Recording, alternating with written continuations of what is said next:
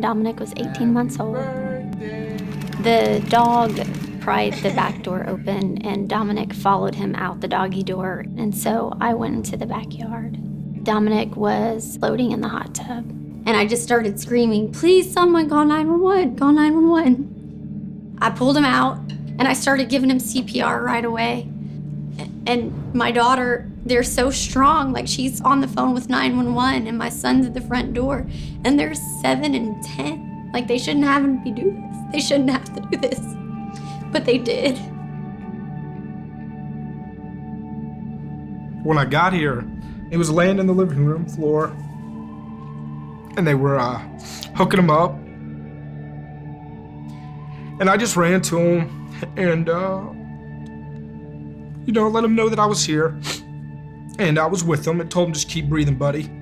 Just keep fighting. I'm here with you. Don't stop. So you're gonna be okay. We get down to the emergency room at Children's Memorial Hermann. That's when I realized that it was time to relinquish control of my child to somebody else.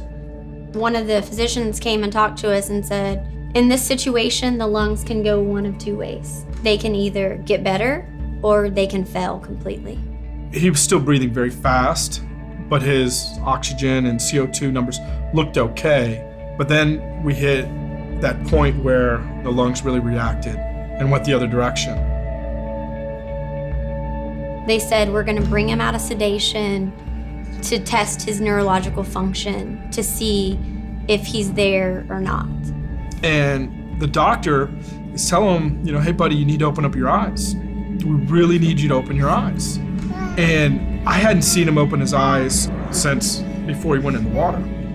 He said, I'm gonna give you one more chance to open your eyes. And he did it. Good job.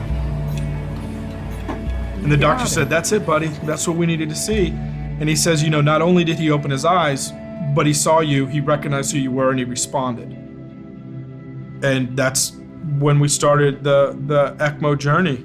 And that's when I really got involved, is once he went on ECMO. It helps support your lungs and or your heart at a time when they can't do their usual job.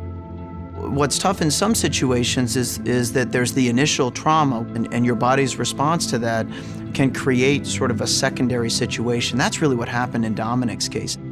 His abdomen became involved. His kidneys weren't working.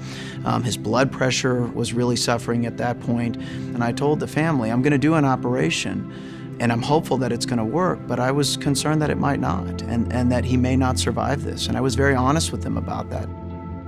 The doctors and the nurses said to us throughout it,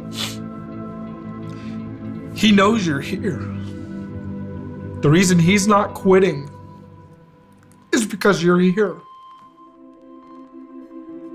Fortunately, after that operation and through a couple of subsequent operations, he started to recover. His recovery from that moment was really fast. The greatest gift I got from that moment was when he started coming out of sedation, and I'm talking to him, and he squeezed my finger. I'm like, hey buddy, it's daddy.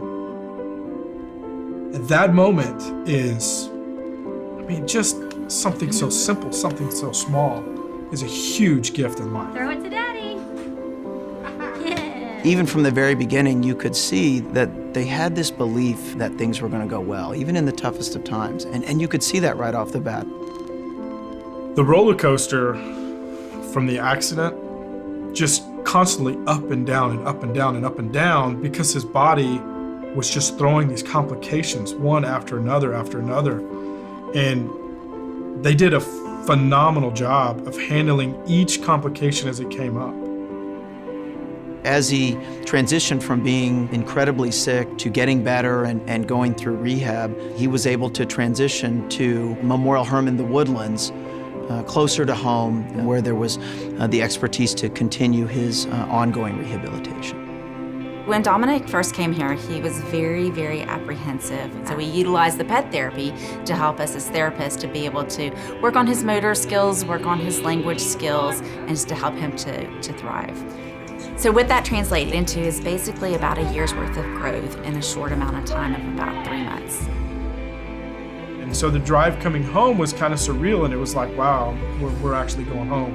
And it was just it was an unbelievable moment to cross that front door again with him. This job affords me the opportunity to take parents from that worst day that they can possibly imagine and walk with them through that process and get them to the point where their child is well again and is back to doing what kids do. That's why the entire team does what we do.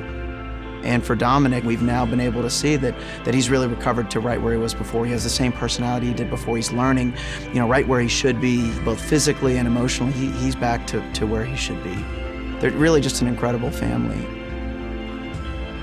To have our family unit, the family of 5, and have it be this close to the holidays, it's tremendous. There's no bigger gift in life than life.